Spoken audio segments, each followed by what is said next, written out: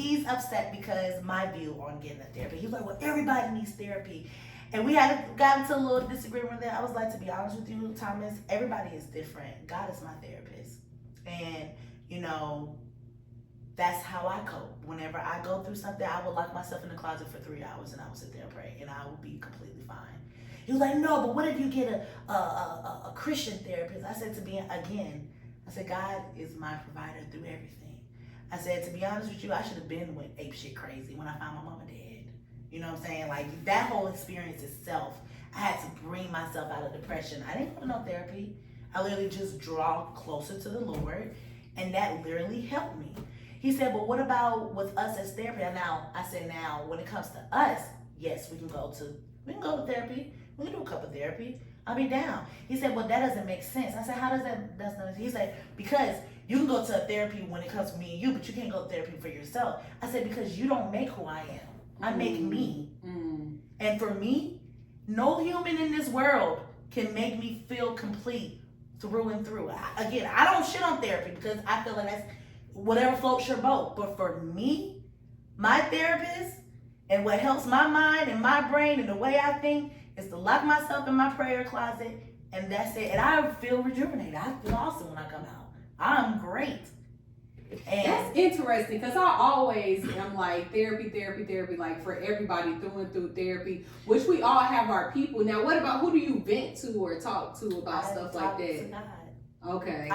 And it might sound crazy to some people, you know what I'm saying? But I'm getting to the point where I hear little whispers. You guys, sometimes you're like, am I talking to myself? No, that's a real thing. Or am I, but sometimes once you start to get deep into it, you start hearing it a little bit. And it's literally a conversation. Like, I literally will sit there and talk, and it seems like I'm talking to myself, but God will answer you, not even just through words. Sometimes he answers you through actions or certain things like paper or TikTok. And I'm like, dang, I was just thinking about that. Or, certain things, I get my answers. Do I get them right then and there? No. But because I'm searching for it and searching for him, he makes sure I get it, and I get it. And once I start getting it, my mind start racing. He'll put ease in my mind.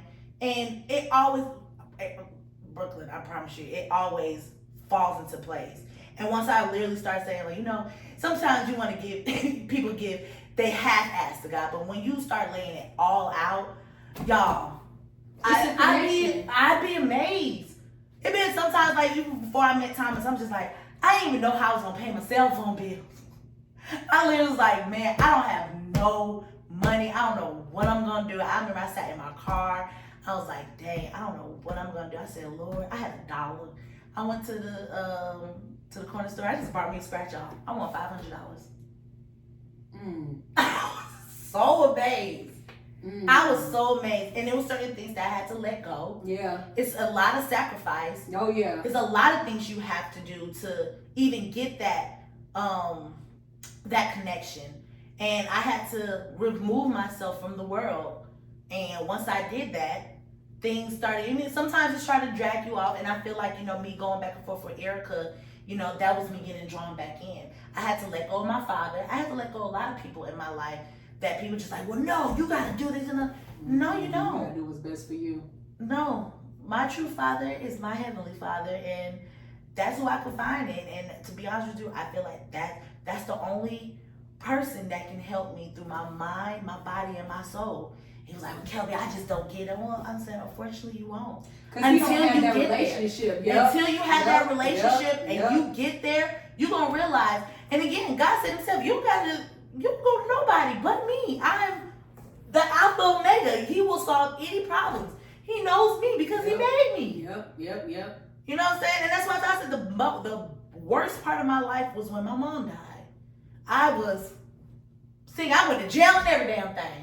Because now I'm thinking about it, you didn't really need a whole lot. Like, I feel like a lot of your needs, your basic needs were met. Mm-hmm. Like, if you think of Maslow hierarchy of needs, it wasn't like you were in survival mode for real as a kid. So your mom took real good care of you. Even with your sisters, like, they were really overprotective of you. Like, you was straight for a really long time. It's a lot of people who went through things that traumas that they never had to go through. Right. Like, that was where, and your mom passed away when you were in college, so you were a little older. I was 20. My mom, I turned 23 in March. She died that April. Okay. Yeah. Okay. So you were a little older then too. I was older. So yeah. I was older, but mentally, girl, I was still like college, real like, you know what I'm saying? But my life changed. That was the person that helped me send me money to school and everything. That was my woman, you know what I'm saying? My mom died on 4/20 too. So, you know, me coming in, just talking and not realizing, you know, my dog was the one who made me go into my mom's room to realize that she was not here. And I literally had to do CPR. I did CPR on a dead body. Like, that fucked me up, Brooklyn. That fucked me all the way out. Not sleeping, nothing. I didn't know. Make that call. Right, had to make the call. My sister was 9 months pregnant with my nephew. Like, I had to be the one to go to the ER. Like, I was fucked up. And Christian even offered, like, I want to take you, like, to therapy and stuff like that. I said, no. I had to find my own way. And I did it. And since that happened, usually people go downhill. I just kept climbing. Yeah. Because I realized what was really important. None of this shit really actually matters unless you have an actual relationship with God. And once I did that, he started molding me and fixing me to become the woman I am for these kids. I'm so happy for you, Kelby. Girl, thank you. Girl, because this thing called life really will take you the fuck out if you let it. And what I'm really starting to learn is, and to me, therapy is definitely a supplement, and it definitely helps if you don't have what you have. And that's the ability to know without a shadow of a doubt that you are going to be okay. Yeah. And that's because of your connection with God. Because it's of truly your relationship trust. with God. You have to literally let go. When people say let go, like you legit have to not. It's an insult to worry and still have faith. You cannot worry. Like, I literally had to be like, all right, I ain't thinking about it no more. I ain't thinking about it no more. Yep. And don't think about it, because if you're going to let it go, let it go. Yep. And like I said, I let Erica go. I let a lot of people go. And it's just like, it helped. Yep. It really do help. Yep. It helps so much. You need to have a spiritual podcast, girl. You feel me on that? So here's the funny thing. At the end of every episode, we do resources. So that's where people give their resources. Because I had my aunt on here, and she was talking about going through a divorce and everything, but she kept saying, like, no, it's God. Yeah. Like, I know that it's God. Like, it's different people who they'll say what helps them or how they get through whatever they get through. But it's nothing wrong with saying, like, no, this really is what's helping me. And then people say, I tried it. Listen, just like he has patience with you, you have to have patience. And you pray for that. You pray for patience. Don't pray for money. I don't pray for things like that. I pray for knowledge. I pray for wisdom, because wisdom, that's what comes with that. You pray for wisdom. You pray to fall in love. Like, literally, that's one of my main things. I want to fall in love more and more with Jesus. More and more. And the more I do it, girl, your girl start making some money. But honestly, it helps you because you get to a place where the things of this world really don't matter. It doesn't. Like, the closer you are to God, the further you are. People really think I'm like a hippie. Like, I don't care about money. I don't care about being liked. I don't really care about nobody. People think I'm a conspiracy theorist. They think I'm the most craziest. And I don't give a rat's ass about none of that. As long as my Lord loves me and I love him, and that's just what it is, and it works for me and my family. See, and it's funny because that's how my grandma is, my mom's mom. So she always was like, oh, Jesus this, God that, da-da-da-da. Yeah. And how people thought she was crazy because she always was in church all the time, and everything was Bible verse and everything was Jesus, Jesus, Jesus. The only thing with her is I do wish that she would have got therapy too, or counseling too, because it's like I could see how God was helping her on the spiritual, like with the knees and stuff like that. But there was a lot of things that she couldn't shake herself. Right. So if you, here's the thing, what you're doing works because you can shake it. Right. God is giving you the power, and you're using that power to shake these things. Some of us, we struggle with shaking these things, and it's like God himself could be shaking us, but you don't know. Our mind just will not. Our human mind does not understand what God got to him. Because y'all really got to remember, God ain't human. He sent his human son to die. You know what I'm saying? But that's the reason why God sent Jesus down, so he can, so you guys, the humans, understand. Like, I understand. I lived that life. I lived a sin. He did not sin. He really did not sin. He lived the life, so he understands what is in our head, and he understands what we go through on a daily. So that's why he sent his son to die for our sins, because he knew we was going to sin. So he made sure he went on and got that law and did what he needed to do to secure us. And as parents, we do it for our children as well. It's the same dynamic. Yep. And once you get to that point, you start realizing you will start letting things go. Like, I don't hold on. I be stressed too, but then I be like, girl, like, come back. Sometimes, and again, I feel like my mom prayer still works, even in the afterlife. Yep. And I have my grandmother and everything, those still work. And to be honest, I don't go to church. My church is inside of me.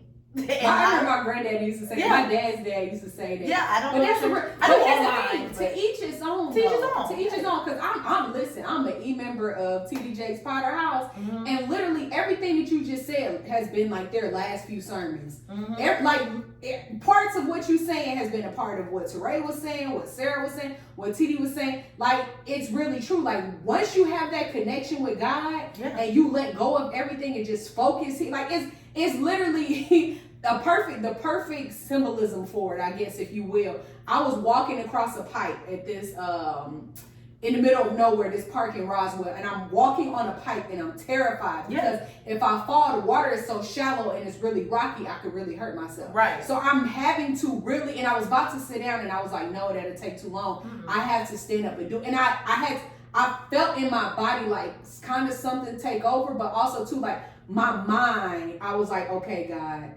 please just get me across this pipe. Yeah. So I'm literally walking and walking, and I'm like, you can't look down. You have to keep.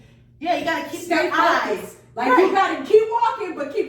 And I'm like, okay, think of it like teaching Big Boy how to walk. Right. Take a step. Just keep going, baby. Just keep going, baby. Yeah. And I really was talking. It was like, I don't know if it was God. So even sometimes when you mention the voice, I don't know at that point what it was, because I know what God sounds like now. But then I'm like, okay, like me mothering myself across this. So now it's me and it's God, and I'm walking. And Kelby, when I tell you, I was very close to the end. A black snake came trying to get y'all off course, but not even on the pipe with me, but under me. Yeah. And I'm like, oh, the snake's gonna come, but I'm gonna keep on keep walking. It's just like with the disciples when Jesus was walking on water. He said, "Just look at me. Yeah. Come on." Yeah. And the moment he took his eyes off of Jesus, he started sinking. Don't do that. Like it's easier said than done. It is, but it's real. That's exactly how it is. You gotta know that you know. And you have to know. You gotta know. Right. I'm doing this book now because I still have my therapist, but I'm also doing a self-help book, Good Therapy. Mm-hmm. Oh, please let it be Good Therapy. Mood therapy. Uh-huh. And this one, he's talking about anxiety and depression, mostly depression, but literally everything is due to the mind. Like everything comes from the mind. Mm-hmm. So this is like a good form of CBT therapy, which is your thoughts, affect your emotions, mm-hmm. which affect your behaviors. Which is everything's a spiritual warfare too. And you got science people that's like, schizophrenia and depression. Those are all spirits that try to find a body, and once you, again, and I thank God that I don't experience none of that. I seen depression and he pulled me right out of it. I seen anxiety. The most I get is my heartbeat a little bit when I see heights and stuff. But other than that, I pray for things like that. And once I started recognizing, I feel like I'm a mama. Like, oh, that's a spirit. But to be honest, that is real shit. Like, that shit tries to get on you. And I just really feel like I have a shield on me at this point because I don't entertain it. Now, do you think smoking helps bring you closer to hearing God too? No. Really? I do. And I actually been battling with that. And, I even asked God to take the taste out of my mouth. And I told myself, and I'm getting there, you know what I'm saying? I also had a revelation because my main thing is I don't want to sin. Don't sin, because you sin, you go to hell. But once I really started getting close to God, he doesn't send you to hell for your sins. Yeah, no. It's not about that. It's your heart. It's your heart, and it's not even just your heart. It's your belief in him. It's your heart and your intentions. And, the Lord knows I like to get high when I'm tired. You know what I'm saying? Only be a nice But he put it here for us. Right. It's not like it's true, but then again, and you talking to the smoker though, but then again, this is also your temple. You have to treat it like it's precious, you know what I'm saying? And I don't want to use like God gave me herbs, so I'm gonna use it, because that was my excuse for the longest, you know what I'm saying? But you know, when I'm having my moment with him, I don't get high, I don't do anything. Do I still sometimes feel bad? Yes. And especially once I started doing my research on marijuana and what people used to do with marijuana, it's more as a spiritual it's a spiritual thing, because you got a lot of people, a lot of religions that used to smoke just to be with spirits and, you know, get possessed with certain things. And I don't want to open up my body with that. So I'm trying, but I don't think that this is a think. I don't think that he would judge me for it. I just feel like as long as I'm trying to get on that path, I feel like he will recognize that. But to me, I feel like that's the only sin I do. That's not sin, but that's the only thing. I can hear God's voice clearly if I'm high. Not each and every time. And I feel like I'm more attentive. I feel that way too. Yeah. Like even when I watch, you know, certain sermons or whatnot, and when I was high, and I'm just like, dang, I really feel this, and I understand. So it just depends. But me personally, the more I'm starting to research it and understand it, I want it out my mouth. I don't want to give him half of me, because he doesn't give me half of him. I want to give him all of me. And if that's what it takes, then so be it. And that's what I'm going to have to do. That's real. But I'm addicted. So you need to be in a meeting. I need to be, Erica, let me get those meetings. You can't be stressing me out, girl. Goodness. But they like mom when she hot, because you know she watch SpongeBob with them in color sometimes. I be geeking over there. But listen, you have to do what you have to do. The same aunt that I was talking about, that was talking about God on here, a glass of wine every night. Yeah. She said she coming home pouring up wine, helping kids with homework. Yeah. She got it. I mean, Jesus made wine for a wedding, so you know. But don't get drunk. And I'm not one of those. It to me, it's more so the man-made stuff. When man goes and manipulating things and making it worse, that's when, or even these little stuff that they're putting in nowadays. Yeah. Because I can't do the loud. Loud is not my thing. Do they still make men? Yeah. I still be finding me. Oh my God, you hear good. Where the fuck you get men from? Old people. I know old people that's all they. Yeah, I know old people that's all they smoke is mid. Some strands of CBD. Some strands of CBD is like smoking mid. Like that's. And here the funny thing, I don't even chief. I'll hit it maybe 3 times. 2 times is perfect. 2 deep puffs is perfect. I pray before I smoke. Mm-hmm. If it's something I'm dealing with, it's something that's going on, I set my intentions. They're like doing shrooms. Mm-hmm. But I set my intentions and I say, this is the type of high that I want to have. Right now, I've been really high. I've been really stressed or anxious. I want to be calm and relaxed. Shrooms something else, though. I did it twice. See, and I did it twice. I did the chocolates. The first time, it was funny because it just magnified what I was going through. So me and Evan was in like a heated discussion. We weren't on good terms, and then it was raining in the dark, and we were walking in the beach in the rain in the dark, and so it felt really dark and heavy. And you opening yourself up. I had to do some research on that, girl. You open yourself up with them shrooms. You are closer to the spiritual world. And again, God made that, but you know, there's certain herbs. And I read in the book of Enoch, there's certain herbs that will open you up. You start seeing other things that you don't supposed to see. You know, so that's why I got scared. I was like, ugh. But and then I wonder too if that has anything to do with the Garden of Eden. Like once they ate from the tree of knowledge, like were there certain things that they weren't supposed to know, and then now you ate this mushroom or whatever it was that they ate. To be honest with you, I feel like the whole apple. I feel like the whole apple with Adam and Eve was a metaphor. I don't think it was the actual. Now, I do think that was a tree and everything, but I think the fruit was sex. Okay. That's just me personally. Like just reading it, because think about it. Even when Eve ate it, mind you, they didn't know nothing about being naked. You know, they didn't think. And at that time, when Eve ate it, sin still didn't come. The sin came when Adam ate it. But then it's just like, was it actual fruit? What was it? Like, I'm kind of stuck between it. Again, I read the Apocrypha, I read the Book of Enoch, I read all the different Bibles. Well, not the Bibles, all the different chapters that's in the Bible, that was in the Bible, that wasn't in the Bible, that they took out. So You said Polyford? the Apocrypha. I never heard of that. Really? So you know the Bible right now only has 66. Was it 66 or 60? I heard it was like 100 and something, wasn't it? Yeah, so that's a part of the Apocrypha. So Book of Enoch, the Catholics took the Book of Enoch out the Bible because that was originally in the Bible, but That was the black book, wasn't it? the Book of Enoch is Noah's grandfather. Okay. Yeah, it starts talking about fallen angels. It really goes into depth of Genesis, basically. Okay. See, Genesis only talks about when God made the heavens and the earth, and it took 7 days, and then it started talking about Noah. But how did we get to Noah? You see how it just jumped? Yeah, it did a lot of that. It does that, but the government doesn't want you to know about certain things. So you do have the Apocrypha, which have the Book of Jasper, the Book of Enoch, the Book of Giants, the Book of the Fallen Angels, all different kind of books.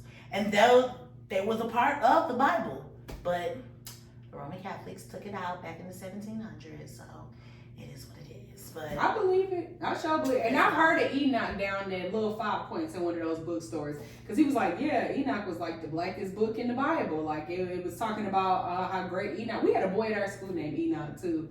That's funny. So his parents was with it. They knew what was up. But I haven't read it, so I don't know what to believe of for myself. But they use mushrooms as a form of like psychedelics, but for healing the mind. So there are people who maybe go through traumas and do the shrooms to release it. Right. And they say how they'll come back and they're like better in their minds. I think people with schizophrenia, people with depression, like suicidal depression, take the shrooms, have their trips, and it definitely helps them out and brings them back to where there's something that's called a familiar spirits too, that will make you think that you are calm and good and healed and everything, and it's very tricky. It's very tricky. There's demons out there. Like I'm watching Harry Potter again. Damn, Kelby! They make you feel so good. Fucking me up right now. You got people like, when my mama died and she visited me and sometimes I be that person like, girl, that wasn't your mom that came and visit you, because once your peoples are gone, and it says it in there, they're gone. There's no way to get to us. There's no way to. My mama ain't never visit me because my mama is gone. There's something called familiar spirits. They will know your information. They will know about because they attach themselves. A lot of people don't know about the spiritual world, man. That thing is a whole nother world. And that nothing but spiritual beings are trying to find a vessel to manipulate and trick. Again, Satan was the most beautiful angel in the world. He had the most beautiful voice. It makes you feel good. Sin feels good. And sometimes you make it seem like, okay, I took this psychedelic, I feel so great. Yeah, right now, but are you fully great forever? And I had to start realizing that when it came to crystals and, even me I had to stop saying I'm a Pisces. I got to the point like, dang, zodiacs too? Because it's certain things. I remember you reposted something like that where it was preaching about the zodiacs, and I'm like, no, I'm still a Scorpio. Yeah, you can listen. See, like autumn equinox. It's the first day of autumn equinox, so I'm just right. But really once you start reading the about Book of Enoch, you start realizing about zodiacs, because it's forbidden knowledge that we wasn't supposed to know about. It was not saying that it's not real, because it is real, but it's the knowledge that we wasn't supposed to know, just like witchcraft. Why do you think there are some things that we're not supposed to know? Do you think because of what we'll do with it? Because God did not want sin on this earth. And yeah, that was knowledge for the angels to know. That was strictly for them. And we were supposed to just rule this earth. Well, man was just to rule this earth, name the animals, live it. We wasn't supposed to die. We wasn't supposed to have anything. We were supposed to be legit, innocent beings, not looking at zodiacs or anything, or getting witchcraft or all different kind of things. Them angels or those beings taught us things that we wasn't supposed to know. And now that we know these things, we abuse it as humans do. So that's why God had to reset it. He was like, my damn kids, here they go here going crazy. Jesus, go help them out. God dang. It's like, dang. Like, he knew the intentions in the beginning. But again, God knew all this was going to happen anyway, because it says in the beginning, it was the Son, the Father, and the Holy Spirit. So Jesus always been about. He just had to be born. So it's just different laws and different things that we learned about, and it's just see, and I'm with, so I'm more into, like, I see what you're saying as far as like the religious standpoint or like the spiritual stand. Do you mind religion, spiritual? Do you care? No, I don't care. I'm just a follower of Christ. I just make that known. Like I just follow Christ. So for me, the religious part that you speak of, that's what I pick up on. But I also agree with certain scientific factors as well as spiritual factors. And to me, I'm more of like a earthy person, like what's nature, what's out there, what we're supposed to know. And I know that the word, and it's parts of the word that I don't believe. There's some parts of the word that I do believe. And it's obviously most of the word that I just never read that I need to know for myself. I was the same way. I ain't gonna lie, I was the same way. I'm like, man, just like you guys are part of the Bible, like men can't be in the same household when their wife is on a cycle and stuff, like, or if a fly gets on your plate, you're not supposed to eat it. That's a sin. I'm like, good gracious. Which I did not believe either until I started walking, and I'm like, okay, so the Bible is God's word, and He gave it to us. And then I started understanding. That was, again, all that stuff that I did not believe, it's actually true. But that was the whole point. Once you realize the whole point of Christ and why He came in, all those rules is voided. You make a new covenant. All that old stuff, the Old Testament, those are the covenants that they made with God. And that's the whole point of Christ being born, is to not void it. You still keep God's word, but you make a new covenant, meaning none of those old stuff even matter anymore. Your covenant should be with Christ now. Yeah, love your neighbor as you love yourself. That was the most important thing. I think Jesus said that on the cross, I want to say. Yeah. I don't know. he said a couple things. Checking you for confirmation. He said a couple things. But let me say this. So I say all of that to say that I don't have a problem with knowing more. So when I say like doing the shrooms and stuff, like everybody has their thing that's going to help them. Everybody has their whatever the thing is. Right. And that's why we are so different. That's why we are so individual, because yes, thank God for the Bible and this manual to help us. However, it only can help so many of us, and certain parts will only get through to us. Right. Maybe something else will help. That's why it helps to have those supplements. Because like I said, Brianna was saying like how crystals was like considered witchcraft, which my thing is prior to Christianity, because I feel like my ancestors only knew about Christianity once they came to this country. I don't think they knew about Christianity they were, but I wouldn't know because I don't know who my ancestors are. Right, but, and you know, you got a lot of people that think that, but Christianity, that's why Ethiopia has the oldest Bible. They have the oldest, they're not even on the same calendar as us. Well, East Africa, I could definitely see East Africa having. But you know, we're so programmed that, you know, our ancestors did a lot of witchcraft, which they did. You know what I'm saying? But Jesus been around for a long time. They're not going to tell us that. Yeah. You know, and you can also realize that's how you know Christ is the truth, because, you know, even in movies and music, they make fun of it. They don't make fun of Muslims or any other religion. You don't see no other religion being mocked the way Christ be mocked all the time. Nonstop. It just always has something in Deadpool. If it's not the book of, what was that Jay-Z movie called? That was just nothing but blasphemy that didn't do freaking, what was it? Shit. Yeah, I know what you're talking about. Like just blasphemous movies and certain things and shows and all that. It's just always the book of Jonas, the book of Judah, the book of something. It was a book of something that he wanted to be like Christ. And that movie didn't do good. But did you see it? No, hell no. Okay, because to me it was interesting in its own way, like just different. I could see how people would say blaspheming, but let me say this: I don't mind accepting, or not even accepting, but just honoring things for what it is. I don't even like the word honoring, but just because I feel like it's taking it in somehow. Like to me, it was certain parts of it that made sense. Like, oh, they got this white Jesus that's walking around. Meanwhile, The Yeah, white they Jesus put was spin the to it. poor white dude around town that Right. was dirty, and they cleaned him up and was like, you know how black people is when they see Right, white they try to people, make like, a little fun of it. Yeah. So there were certain parts to it where it was just like, wow, like that would be interesting if that was a take on it. But I kind of think it was all pure entertainment. I don't think that it was. And to be honest, listen, I just go based off of what the Lord tells me to do, and I didn't get a good feeling of watching that. I couldn't even really watch Deadpool because they had like, I love Marvel movies. Let's just put that out there.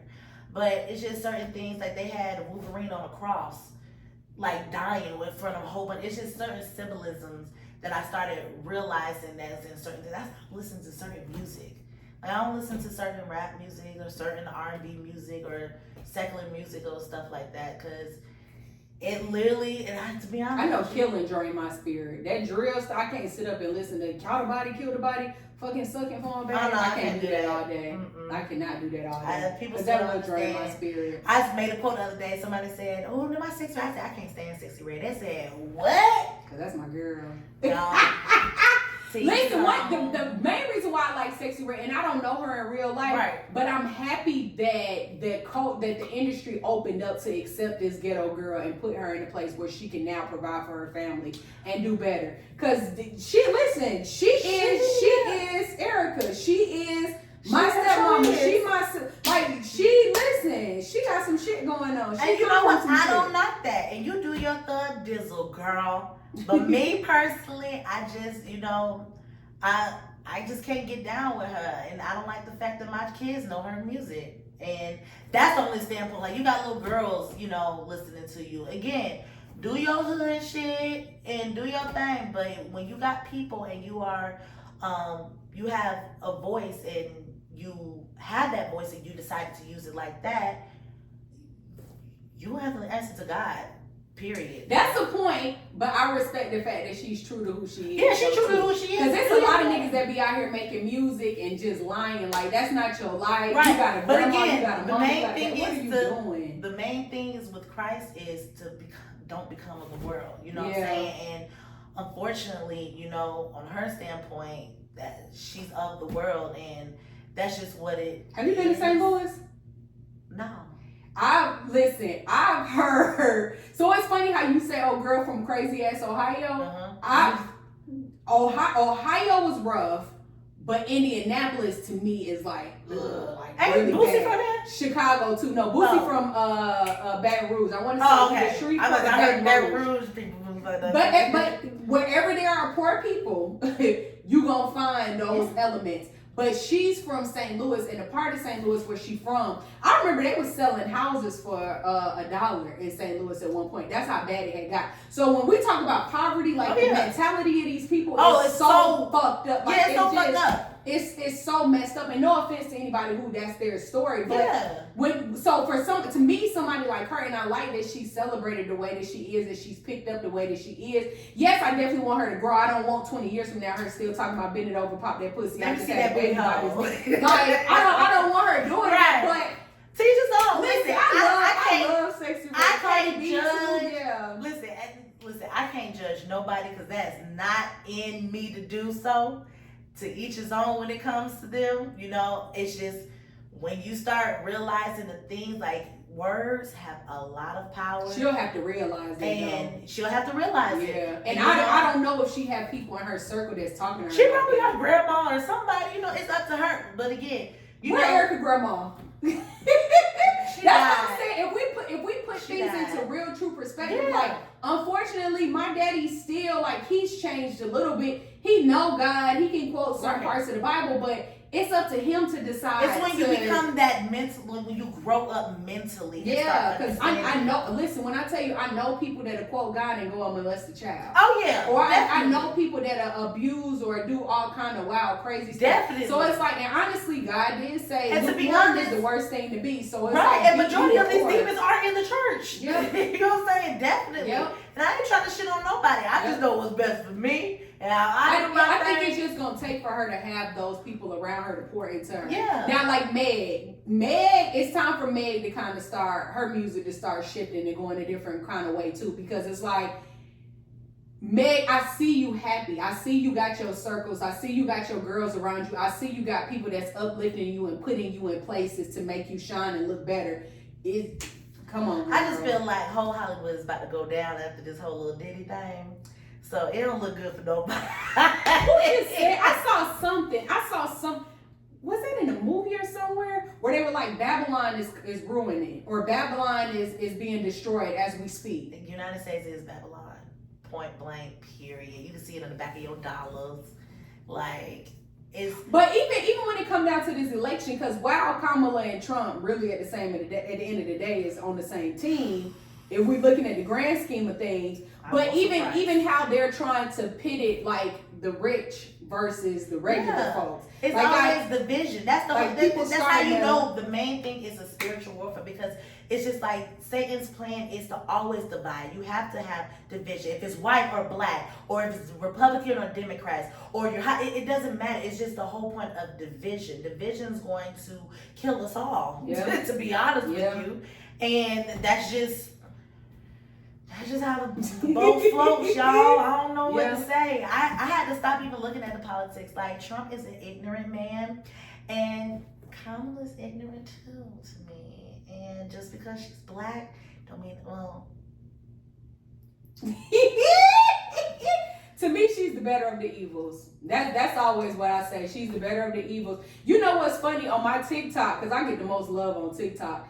I remember making a post, and this was when Kamala first came out, and I didn't think Kamala was going to do good at all. I thought that I honestly thought that Biden was going to be a better contender against Trump than Kamala. I didn't know they were going to embrace her the way that they did. So I was like, my thing is, we need to get to know these people. Like, what does she have going on? Because truth be told, Biden, Bill Clinton, Kamala, all of those people, to me, what y'all need to be trying to do is get reparations for black people, and y'all need to do something to fix the... You know the best reparation for black people would be? Just don't let us pay taxes. No. I just don't want taxes taken out. That would be nice. That would be awesome. That would be nice. Everybody have tax. Let these white people pay the taxes and everything. Like, I still want some money, though. I want some money and some... But think about it. No taxes come. That's all your money every month. I still gotta work, though. True. I still gotta work from the sweat to my brow. That was the man's curse. That wasn't mine. That was true. That's what I told Thomas. Give me a little piece of land somewhere good. And my ox. Where's my ox at? I ain't talking about them damn oxtails. I want my ox, my mule, a horse, a buggy, and give me some seeds so I can freaking become a farmer. Girl, because they trying to do away with that too. That's how you know. Listen, we're at it's time to start gardening. Like I wish I knew more old people, but it's funny, the church up the street at 9 a.m. on Sundays, they were supposed to be having like a gardening class, like a farmer's course. I've been saying I'm supposed to go over there, but I really need to learn, because it's gonna come to a point where we're gonna have to learn how to. But hopefully I'm not here no more. I really.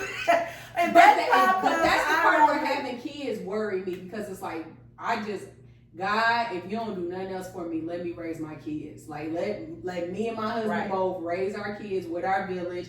I just want to see that through, because whenever I think about like the end, or whenever I think about death, it gets scary, because it's like it always was scary my whole life. Like, I remember thinking about being dead, and I'm like, no, where am I though? Like, where do I go for real? Like, do I still have contact with people? Because I dealt with death early. My aunt, God rest her soul, the one with the short hair up there, her birthday was the 19th. She died when she was 19. So I remember her when I was just a little girl. I think I was probably like 2 or 3 when she died. 3. So I still had memories of her, but I always felt like she was my guardian angel, or I always felt like, in my mind, more so like, oh, Auntie Tracy is watching me, like I don't want to disappoint, or things like that. Like, I still knew who God and Jesus was, but at the same time too, I never wanted to let her down, because she couldn't be there, and all of the great stories I heard about her. But I say all of that to say that it's a scary thing, thinking about not being able to raise your kids, or not being there. But where do you go? What do you do? And then what will happen with them? So it's like, oh my God, because I don't want my kids to be a motherless child. Like, they get scary. To raise them, or what they may deal with, if they'll be better off, if they won't be better off, like, or even if it comes to a point where, oh, it's Armageddon, like, what the fuck do I do with my kids if it's Armageddon? Like, hopefully, the Lord will take them. You know, the Lord will take them. to be honest, I take used all to of think- us though. One fire Right. squad fellow swoop. Just go the to kids, get us. any kids that Lord forbid, but any kids that pass away, we just know that they're gonna be with Lord in general, because kids don't go to hell. So, and that's so crazy, because me and Thomas was just talking about that too, because I was just like, say for instance, God tells you, and He comes up to you, Brooklyn, and He says, I want you to get rid of your children.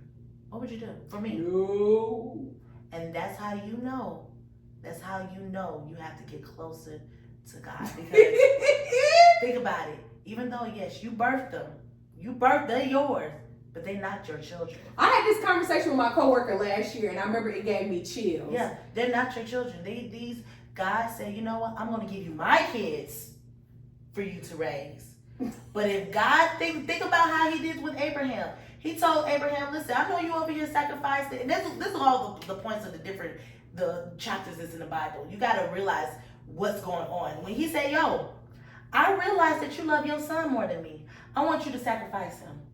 Go on and get this knife. I know you be sacrificing lambs, but I don't want you to sacrifice your lambs this time. I want you to sacrifice that 12-year-old boy you got. Take him to that mountain, get your little knife, and I want you to sacrifice him in my name. Because I see that you love your child more than me. And Abraham was like, Lord, barbaric, no, yeah. Year one was another blasphemous movie where they did that. He was like, "Come on, son, I'm about to go kill you." Yeah. Like, no. I ain't gonna lie, that's my movie. So that was before you was saved. Yeah, I ain't gonna lie, that was my movie. That was like 09, 10. Yes. So, but yeah, he was really like, he had to realize Abraham was dreading it. He was like, Lord, no, this my. First off, it took him and his wife. His wife had that baby at 96 years old. That was their one and only son. They're like, what? But once you realize, you look at it, you're just like, He's not gonna make you do anything that's gonna hurt you. He's not gonna hurt you. But you gotta also realize He comes first before anything and everyone. And that's where I don't believe that, at least for me, I don't believe that God will put me in a situation to where it's choose your kids or me. I think God knows what it is. And even when I do find myself where I'm focusing more on the kids, or I'm focusing more on stress, or I'm focusing on anything more than I am God, then that's when I know, okay, something is happening. Something's going on. But you know what? I get a feeling that I'm alone. And that's when I go searching, like, okay, God, I'm by myself. I'm like, come on now. It's me. I know it's me. I know you always there. Help me get back to you. And he knows you love your kids. And of course, no, He's not going to put you in that predicament. But He wants to also realize it's Him or nobody else, though. He is a jealous God, but also a loving one as well. And He's jealous because what you're not going to do is put anything or any object or any person, anybody before me, because I'm the one who gave you everything. Everything. The first word that come out of your mouth is Yahweh when you're born. It's a breath. That's God's name. You breathing is God's name. So and the last breath you take is God's name, even if you don't believe it. Because vowels wasn't a thing back then. Yeah. So that's just what it is. And once you start realizing, of course He's not going to do that for you, because He knows how much you love Him, but He wants to also know that you love Him as much. Right. So I had to also, and when Thomas was like, well, Kelby, you don't understand because you didn't have babies and stuff like that. I'm like, listen. No, because my granddaddy would probably say the same thing. He probably would sacrifice any and everybody for God. I and there are people who love God that much and have that relationship that much.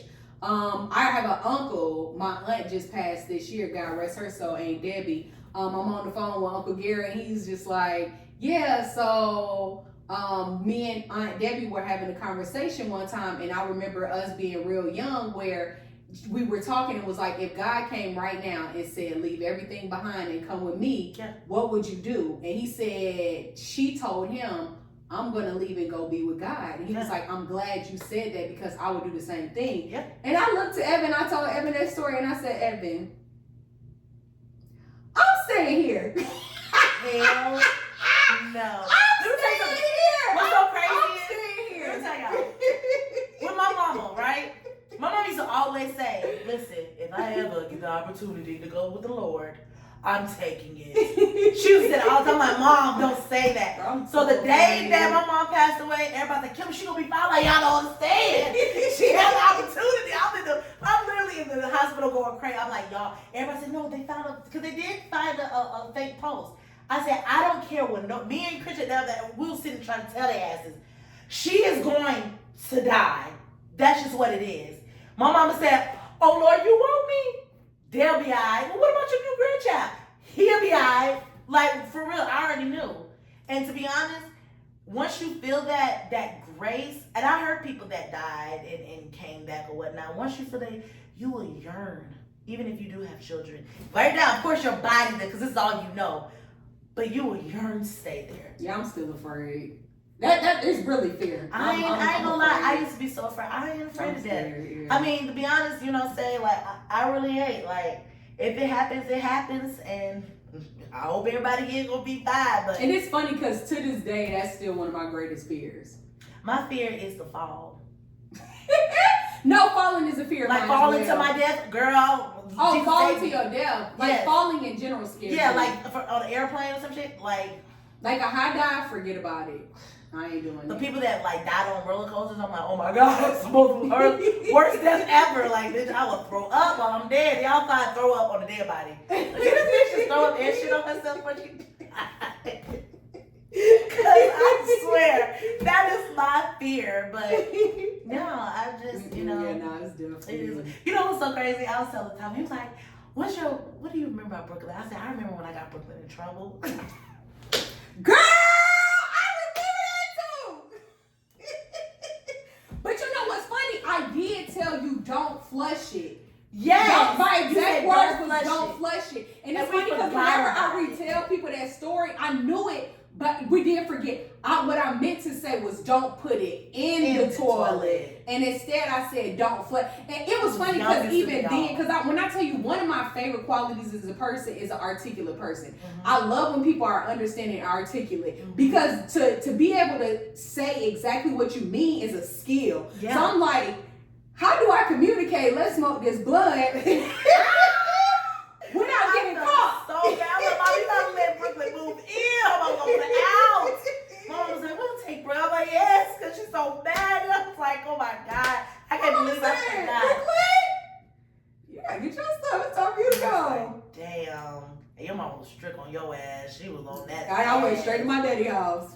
Damn. And got put out of there. Damn. And my stepmama came with her van. And you know what? I was just thinking about this earlier today. My stepmama had a van at the time, so I ended up going with her. I was what? This was graduating college. I mean, high school. I had just graduated, like literally the week after high school graduation. And I was in 12th grade. Going to 12th grade, because this was like literally May still. Right. I ended up spending the night with Destiny. I ended up in Indiana, and I remember, I feel like this was that time, but I had this jacket. It was gray on the inside. It was reversible, black on the outside with white stripes. Yep. That was my favorite jacket in the whole world. I left it in my stepmama van, never seen the jacket again. Like, dang, where the fuck is my jacket at? I want my damn fucking jacket. I was like, damn, why we didn't go back and flush the fucking toilet? Like, nobody. And I was like, don't flush it. I was like, okay. My mama, look, Brooklyn. Girl. You should just blame it on She was like, what's this? And I was like, I don't even know. Just blame it on me. Kelby did it. I told you girl. But we was high though, so we weren't thinking nothing about nothing. Stupid. But thank God we didn't smoke in the house. We knew better than that. We knew better than that. And then we smoked in the backyard. Car. I think it was we won the truck in the front. Yeah. Because I always used to have people smoking and we'd spray the blood powder and then get out. Right, and get out. Lord. I was like, damn. And my mom didn't even know I smoked then. And then I got caught fucking, my dumb ass left a whole half on my bed when I was at school. High shit. High shit. Just high. High shit. Just high. I said, damn. I remember, it's funny because I remember at first not liking you. For whatever reason, people didn't like you. I remember that. But I couldn't even tell you why. Like, I literally could not tell you why. No, you were a brat. I remember you being a brat. Now it's coming to me. It was, so let me say this. Growing up, I didn't like girly girls, and I didn't like you could tell girls who were like well taken care of. Yeah. Like now looking back, it was the hater in me. Mm-hmm. I never knew why, but I never really liked those prissy little, I was a little prissy, whiny. Yeah, you was all of that, and it was funny because it was like Jay came. Like when Jay came, it literally changed everything. Shout out to Jay. Jay came and like the whole fucking neighborhood just changed. Like folks just started getting cool with folks, hanging out with folks they want to hang out with. And you went with JoJo, and like you just started becoming cooler. It was like I was like, why is this girl like like me? What is this like? I'm like this bitch. I didn't like Mariah at first either. I hated Mariah at first. How is Mariah? I have not seen her in a long time. Mariah used to talk to her mama like shit. No, their relationship was wild. I'll never forget Mariah was like, Mom, get the fuck out. I was like, no, their relationship was wild. It's crazy. It ain't my place to talk about it, but I seen some shit. Yeah. Their relationship was wild. That was wild. Yeah. Which is why my concern with Renaya is one day she's squaring up on her mom. It's gonna come. No, Renaya ain't gonna do that because I'm square up with her. I make sure I listen, when I tell you I got that healthy fear. I got healthy fear of my kids. Sometimes it's a little concerning because like when I say something like Raven and Ryan, they really on this shit. Like if I say, why you got an F, not F, like why is this activity missing? Well, they just try to hurry up and like I got that healthy fear with they butts. Cause they know. And I make sure I tell them, you do that, I will whoop your ass. Until you wake up and you be like, what happened? And I whoop your ass again. And you go, wait, well, what happened? It's gonna be an ongoing effect. So it's that healthy fear. And I'm gonna make sure, like with my mom, I used to say, oh, when I get older, I'm gonna disrespect my dad. Still to this day. No, I'm saying her mom, it's gonna be something. Something's gonna happen where her mama gonna get upset and put her hands on her and she's gonna have to defend herself. That's what I'm talking about. When that day comes where she has to defend herself. Girl, crazy story. I remember one time me and my sister went to my aunt, because we had an aunt that would let us drink. I ain't gonna shout you out. Don't worry about that summer after my daddy put me out, I couldn't stay with my stepmama no more. I was at this auntie house. But it came a time where me and my sister was over there getting drunk as fuck. And she goes and she said something to my aunt, and my aunt kicked her out. So we go and we walk to the stepmama house, whoever she was staying with at the time. And I remember the sister like just read her, like she just was talking about, she degraded her mama, like all the bad things about her mama. And I remember her like, my sister was on the edge of a porch and she went to push her off the damn porch. And I jumped behind her and like caught her and I was like, please, Tisha, please stop. Please, Tisha, please, no, please, no. Because I've seen her beat one of them kids, like to drool, like was coming out of her mouth. That's what I'm saying, crazy shit. So it makes sense why CPS took them, and like my siblings on my daddy's side, light skin like Brianna. So all it take is a good pinch and you red. So it was times where they asked, why you bruised up like this? Oh, because my mama whooped me.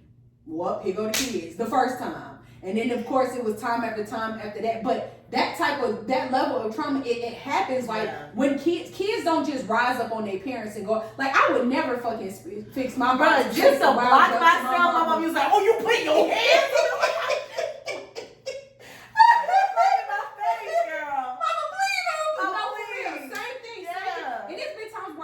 my mama was a little abusive with it too, and I'm like, hey, it's a fine line between discipline and like that come back and saying I didn't have that. Nobody came back and said I'm doing this because I love you and I care. That's why I say balance is beautiful. Like balance is definitely key.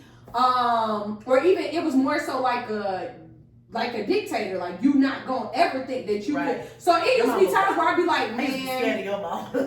Girl, I was scared of her. And it's funny because everybody be like, your mama's so nice, your mama's so sweet. I'd be like, she is, but when we was younger, hey, Brooklyn mom, hello. So you knew her, and it's interesting. Like, which of my friends really know my mama? Your mama was scary. Your mama did not play. I said, damn, I thought my mama was scary. Your mama was like, because your mama wanted me too. I remember you did my eyebrows one time, and I didn't like how they came out, and I was saying something, and she was like, don't do her eyebrows ever again. I'm still sitting here. She was like, like, no, don't do her eyebrows no more. So Yeah. for the longest I wanted to ask, but I'm like, ooh, Kelby Mo. Girl, I remember you did my first mohawk. You did the twist. I remember that. Up into the mohawk at Lil Duke house. Yes. Dang, we've been doing hell for the longest. Girl. Look, I did this the other day. Wait, I saw Tay on Facebook, and we talked on the phone for like an hour. Who? Tay Deasy, Curtis. Oh Lord. He gonna say, where Kelby find herself at? Oh, I want to see her, and I'm thinking to myself, Tay, please. Lord Jesus. Tay, please. I said Tay. Like, he used to hit me up, was like, man, Kelby. Like, even when I was in the neighborhood, he was like, you so cute. I'm like, you is my friend's brother. Good gracious. I used to have a crush on Damien, though. Everybody died. died. Y'all talk. We talked. We was talking when he died. You told me that. Yeah. Cause we smoke. It's so funny how I will always see you at random moments throughout life. Right. Cause when we was smoking in them townhomes in the back, I saw you in them townhomes behind Tamarack. Mm-hmm. And that's when you told me that y'all was messing around. We was or messing whatever, around. talking. I remember, and then I just see something on Facebook that came when you was like, thank you, Kelby, for visiting me in West Georgia. I came to you, and I was like, you came to West Georgia? yes. I don't remember that. We had a whole weekend. We sat there. It was on the tread, and we had a whole damn time. You came to Georgia Southern. I did come to Georgia Southern. I did. Cause I remember having a fro in that. And I remember meeting your homegirl Kelby, because you had a friend named Kelby in West Georgia. I was like, boy, I smoked too fucking much. Now that I remember that, but I don't remember you coming to West Georgia. Yes. You got pictures or something? Or No, I just got the post that it came up on my phone, and I should have shared it. Yeah, I need to share it. But you was like, we had so much fun. I was like, Girl. why the fuck I don't remember that? Cause we was told to fuck up. Them four locos. Girl, the weed for me. Yeah, Right. It be funny because people be like, girl, you remember?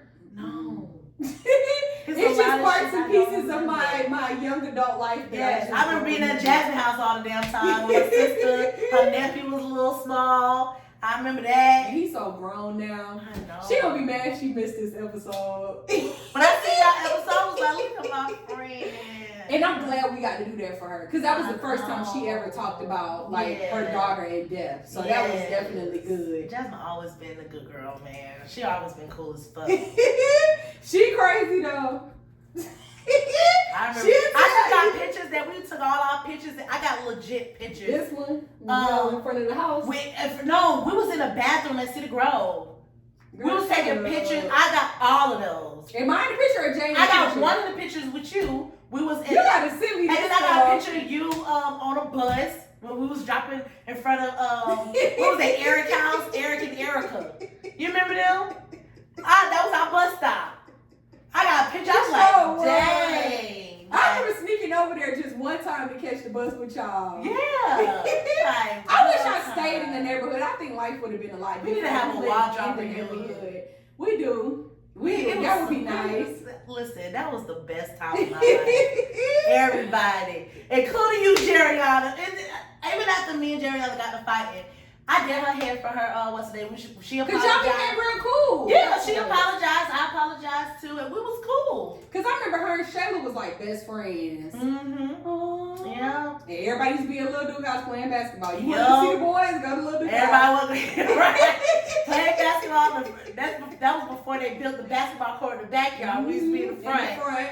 Then we got to the back, and they had a trampoline and everything. I done fell off that bitch and everything, man. Good old times. And you can cut on down to your house. Cut to my house, yo. Good old times.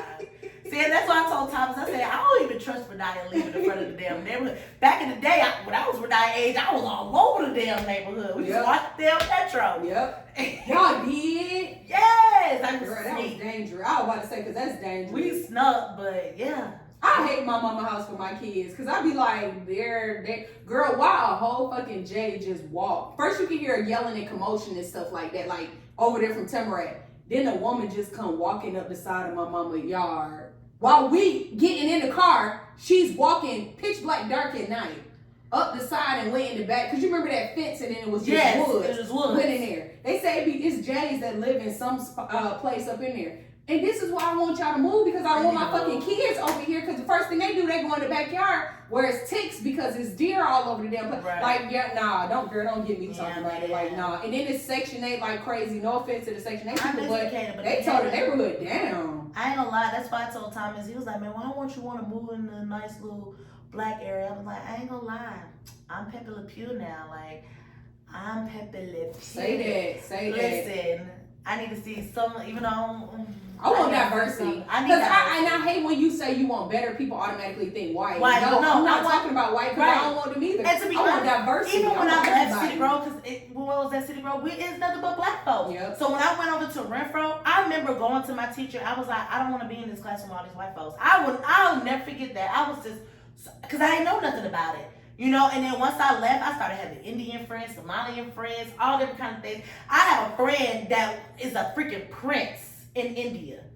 And I'm like, and I want that for my kids. I'm just like, I need diversity. I can't just have just regular what's the name. Yep. Like, my kids, their best friends are Indian. Yep.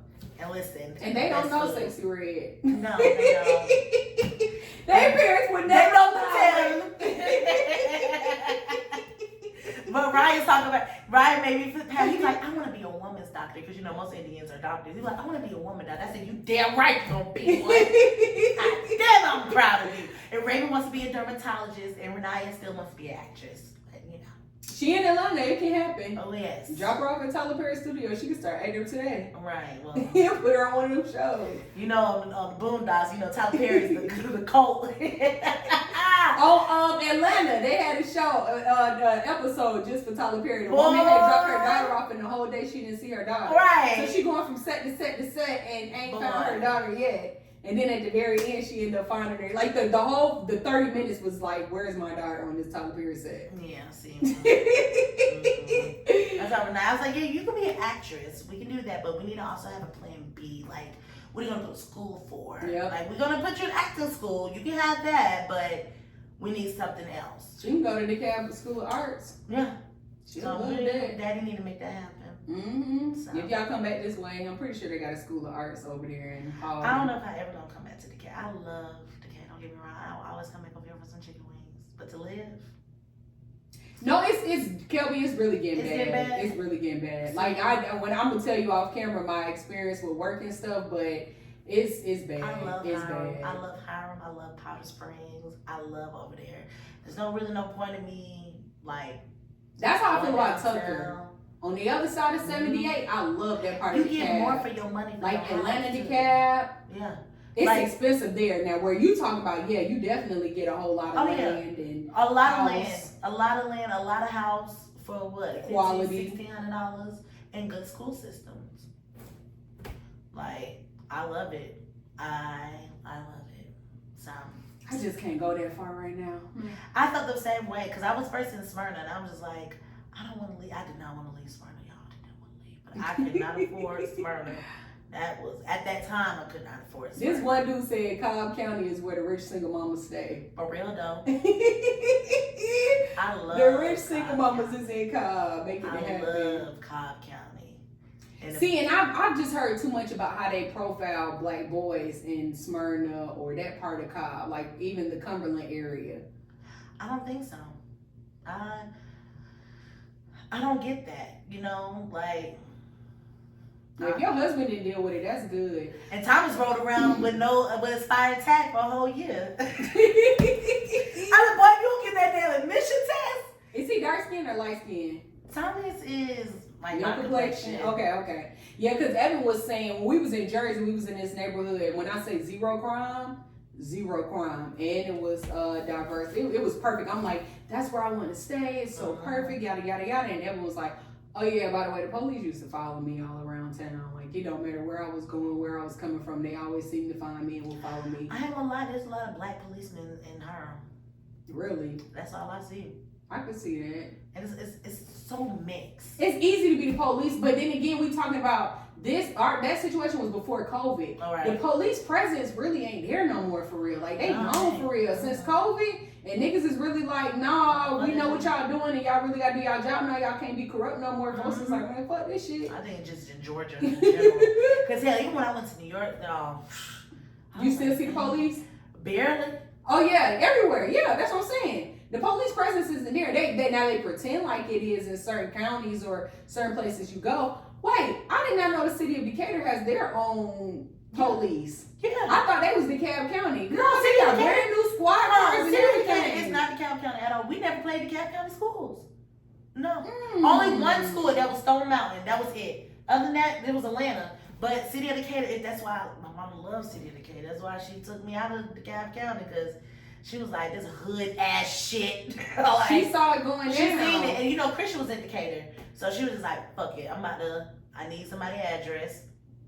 I actually moved over there for like a month or two until I begged my mama let me come back over here. And then that was that. Like, Good City for of you. Decatur is awesome. I feel like Monique did the same thing too, because Monique didn't go to City Grove or Southwest either. No, Monique went to a private school, but she went to Boys and Girls Club over there in Decatur. That's how she knew all the people that I knew over there. Really? She went to the Boys and Girls Club. Because I used to ride with her to the Boys and Girls Club. Resources is everything. Monique, Quality she stopped resources talking is to me. everything. What you do to her? I do nothing to Monique. Monique was, well, years went by, but she had a boyfriend named Poopa. And you was talking to him? Fuck no. Poopa was like my brother. Oh, okay. But Poopa, when I ended up going to Georgia Southern, Poopa moved down there to Statesboro. He didn't have nowhere to stay. So he asked me, he was like, yo, Kelby, can I stay on your couch? I'm like, yeah, sure, whatever. I had a boyfriend. And Monique found out that Poopa was staying. I thought he told her, because I wasn't even talking to her at the time. Like, we wasn't no animosity. We just, grew apart. Yeah. And once she found out that Poopa, she was like, you fucking my man? Not knowing Monique, Poopa was fucking my roommate. And they gave each other chlamydia. They were still fucking with each other. Like, Poopa was for the streets. But that was my homie. And she really thought I was fucking with Poopa ass. And I'm like, no. They said the homosexuals is about to come back out. The dude that's fucking for a place to stay. Shit, They said, ladies, it's getting cold outside. Be careful. That time of year coming back. Because that's a real thing. Niggas really out here fucking for a place to stay. Yeah, Like, I mean, don't even have bitches. nothing. Even bitches. Fucking nasty old men. We ain't gonna even ask how many stepdaddies the kids done. I think that's a better double standard. I think that double standard works better for women than it does for men. Like, men Now when you got fucking kids, for a living, though. it's like, when you got kids, you're not supposed to do that, but kids ain't stopping nothing. Unfortunately. Man. That's the sad thing. Kids When I ain't thought Erica stopping had nothing. an old ass nigga in that house, and Renee told me that she doesn't have no pajamas and she was just wearing t-shirts over there, I said, oh, nope. Like, why you let your little girl walk around the house with just a t-shirt on and you don't even know this? And he was a boyfriend for what, 2-3 months? Gone. She went through I don't know how many niggas and bitches. She gotta be removed just to help herself. I do wish my stepmom could have got the help that she needed. And it's funny because I didn't even get onto my granddad's mom, like having like that step grandma. But it was weird because we never called her grandma. Right. Like I don't even think that I looked at her as like a grandma, and I've literally known her my whole entire life as my granddaddy wife. But it was because of the dynamics and the way that my mom and them saw her and like all of the different things that they said or whatever. It was like, oh, so right. All right. So it's funny we call her auntie. Oh, she the auntie. Out of Out respect, we call her auntie. Right. But I remember like taking Pootie up there to see my granddaddy and to see her and everybody. And no, I really went for All-Star Weekend. No, I went to see my godfather. He was sick at the time.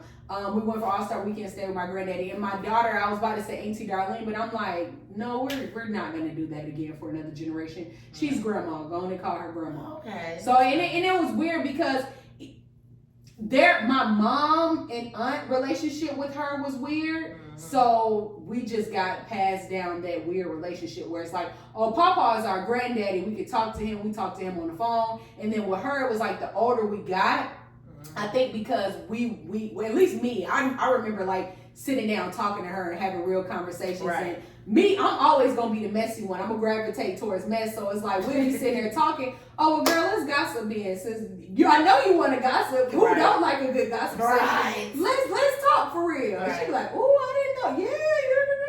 Yeah. And that's how we end up getting cool. And I felt like for the longest it was just like fake or forced, or I don't know what it was, but then it was like we never even talked about it. That's the weird thing, like with that type of relationship. It's like that's how I am with my dad. Like we so phony with each other. It's so sad.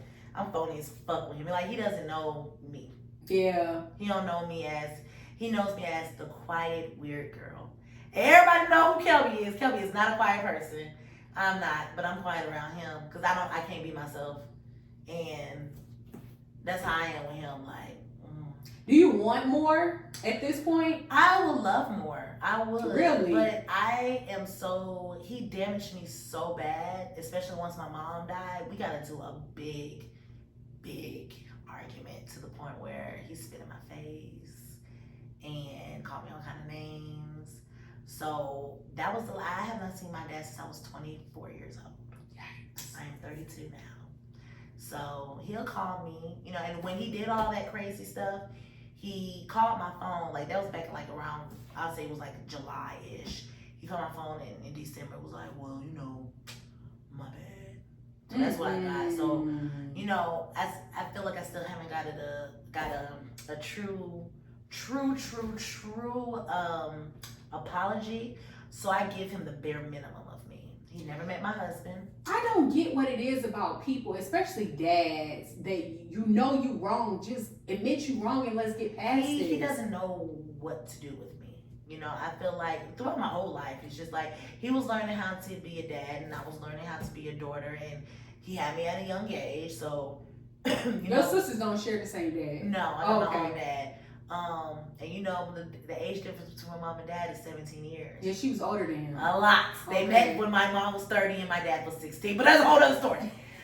Lord! I don't know what the hell Ida Johnson was thinking, but yeah, he didn't know. And now that I'm an older woman and I understand, he doesn't know what to do with me.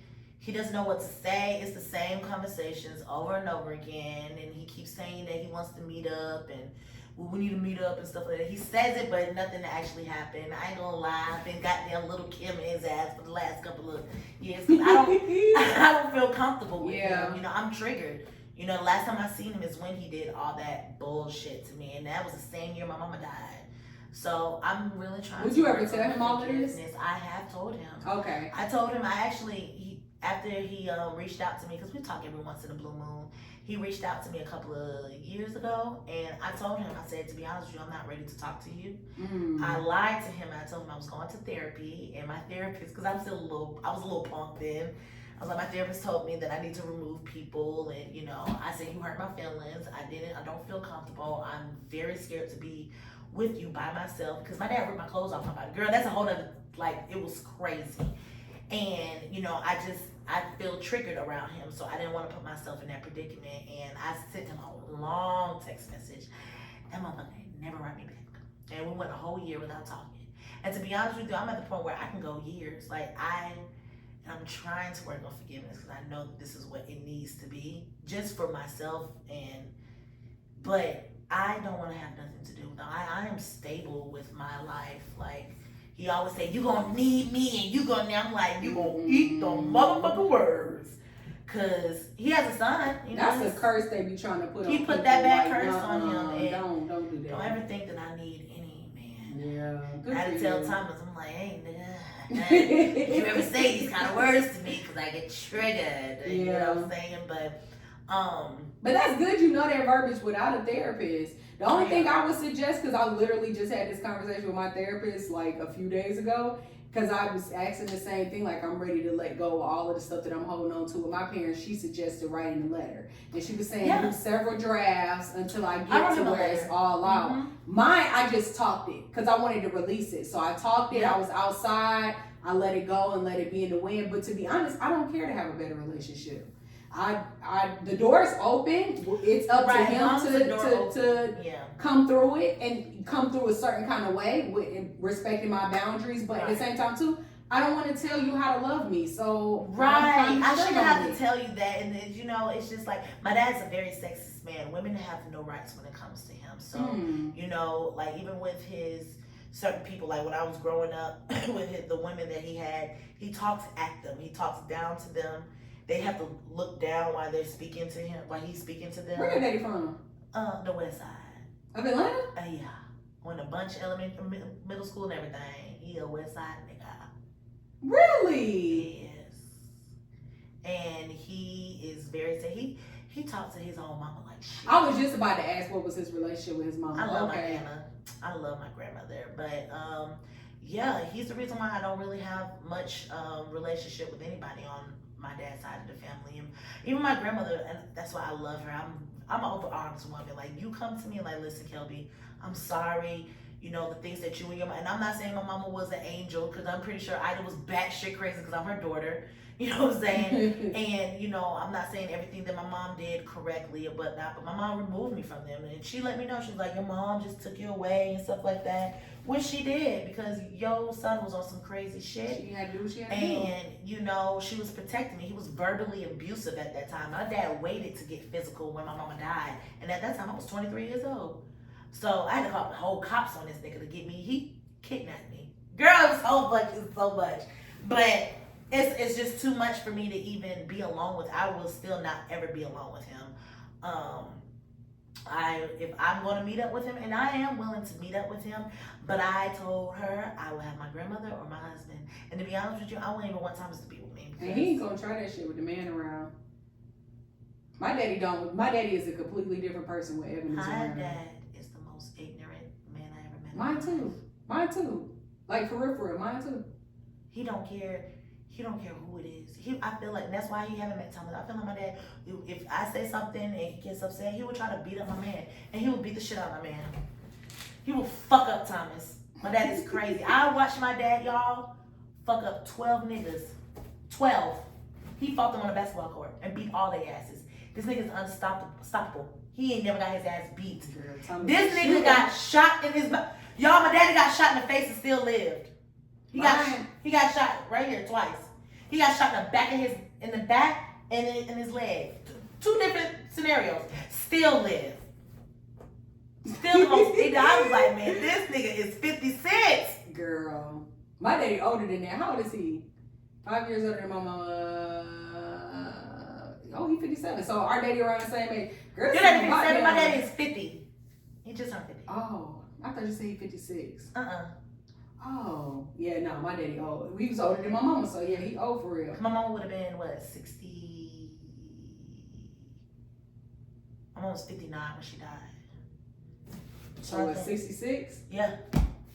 Yeah, no. So, I think that helps too, having older parents who are perfectly fine with who they are. They're in a space where they can provide financially and be themselves. Like you're a little bit more whole when you're older. Right. That's the thing with having kids young. You don't even know your fucking self. You can't do shit. You can't do shit. That's what I'm but now my daddy shot my uncle in the head one time. My stepmom and my mama was up there fighting. My uncle came and was like, my dad held my mama down so my stepmom could jump on my mama. And my mama went and got the uncles, and my uncle came with his gun, shot my daddy. My daddy shot him in the head. He died? My uncle, Oh, wow. I don't even know what happened, because it's funny, because he was like, I ever told you the story where your daddy shot me in the head? The fuck?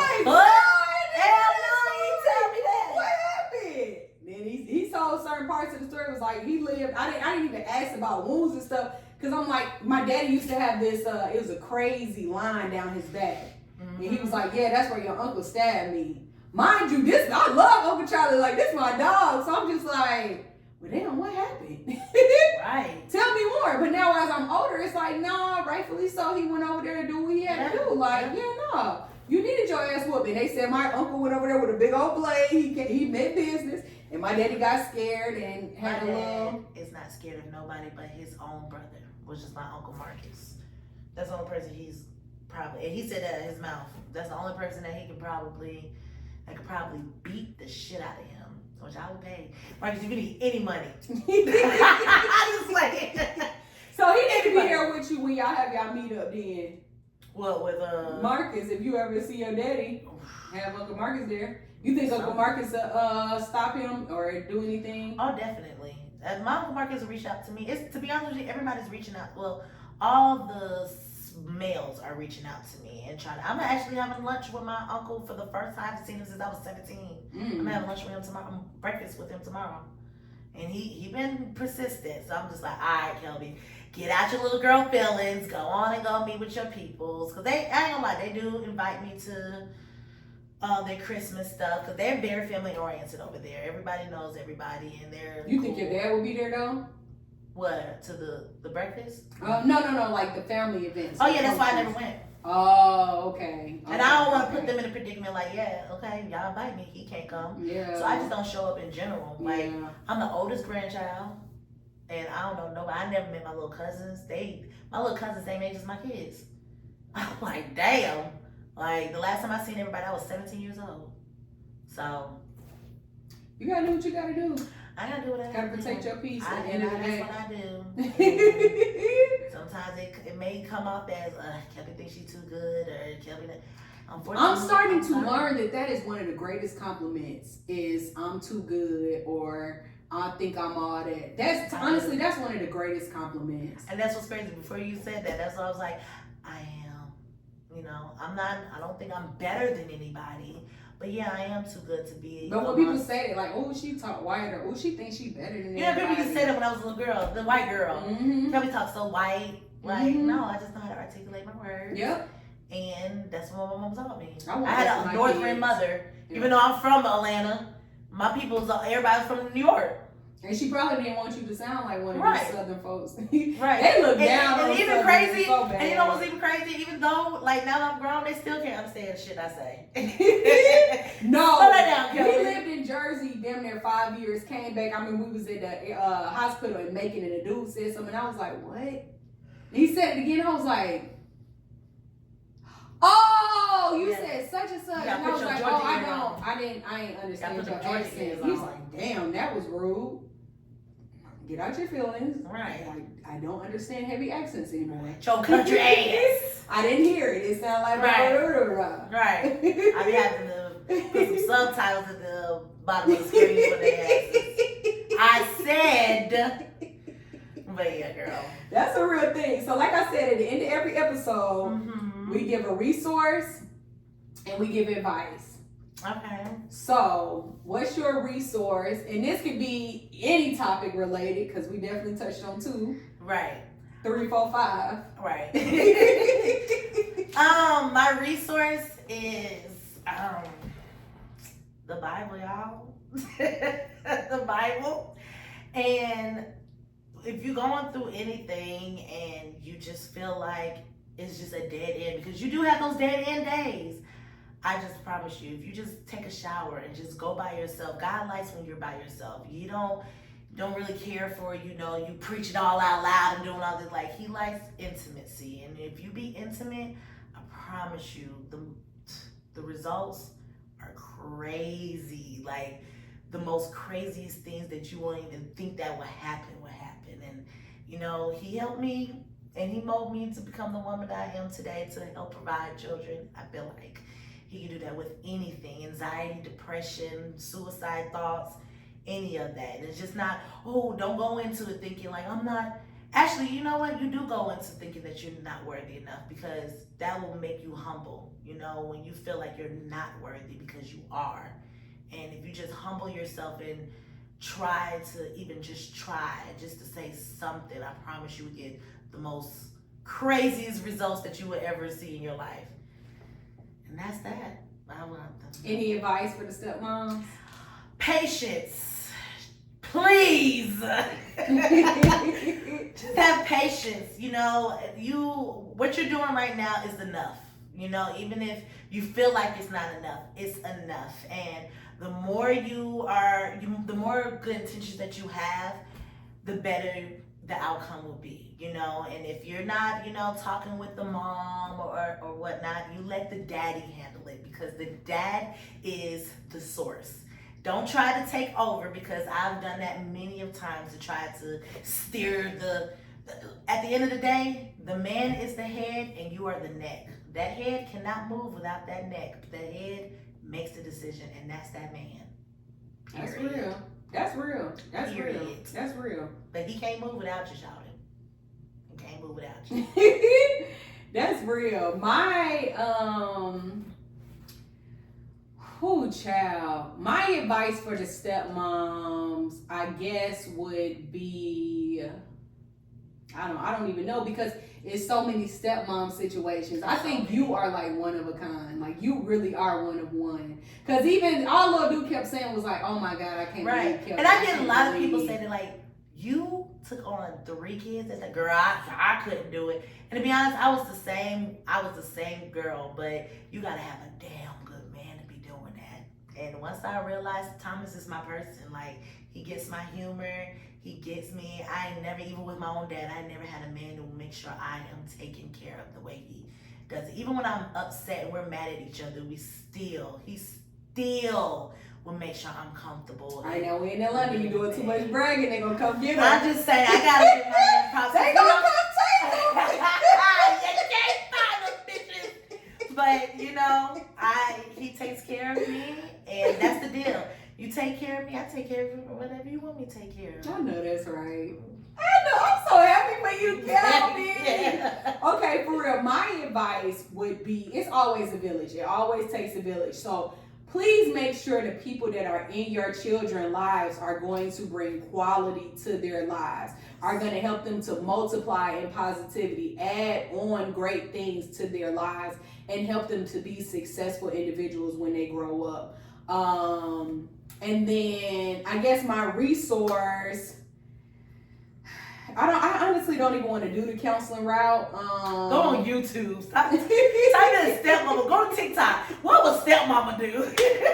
Shit. Sometimes I do that. Or even that stepmama movie with Julia Roberts, because that was good too. I love that movie. Yeah, that was good too. But she caught that girl too late. The little boy, it was either way, but the girl. Because the mom she had passed at the end, right? Yep. Oh. Spoiler alert if you ain't seen it. I'm sorry, she died, y'all. But that was such a good movie. I'm gonna just say counseling. I'm gonna always say counseling. Yeah. Counseling definitely find what works for you that's going to help you heal and be the best version of yourselves. So if God is your thing, I wish God would be everybody's thing, and God could be many different people. Like, I know that you're a Christian, but there are some people who are Muslim, Buddhist, agnostic, atheist, whatever. Just know that there's a power and a source that is greater than you. And without connection to that power and source, you can't be who you are. You need to be connected to something greater and stronger and positive and powerful. And to me, that's God. If meditating helps you, if praying helps you, if walks help you, if eating healthy, whatever that looks like, I'm going to say, get close to whatever that is. Find yourself around people that's going to be able to pour positivity into you too. Because positive people are a great resource too. We don't realize it sometimes, but there are good people in our lives. We have to be able to use those good people, whether they're blood or not, whether they're related to us or not. Because sometimes the best family isn't blood. Right. Ooh, so say that again. Yeah. But that's our episode. Thank you so much for tuning in. Kelby, where can people find you? You know what? That's so crazy because I'm not really a big social media person, but I do have an Instagram. It's KB. It's KAAY_BE. I mean, I got a little funny content, but I don't do much. And make sure you tune in, subscribe, First Time Moms, the podcast. Share it with all of the moms out there, whether they're biological or not. Mothers are mothers. If you are calling yourself a mama and you helping with these kids, you are a mama. Kelby, I really appreciate all you do for them kids. Until they can really say it for themselves, girl, you doing a good job. You doing a good job. I'm trying. And they waiting on me now because Renaya texts me, are you done? I'm like, girl, I have no life, y'all. But y'all take care out there, moms.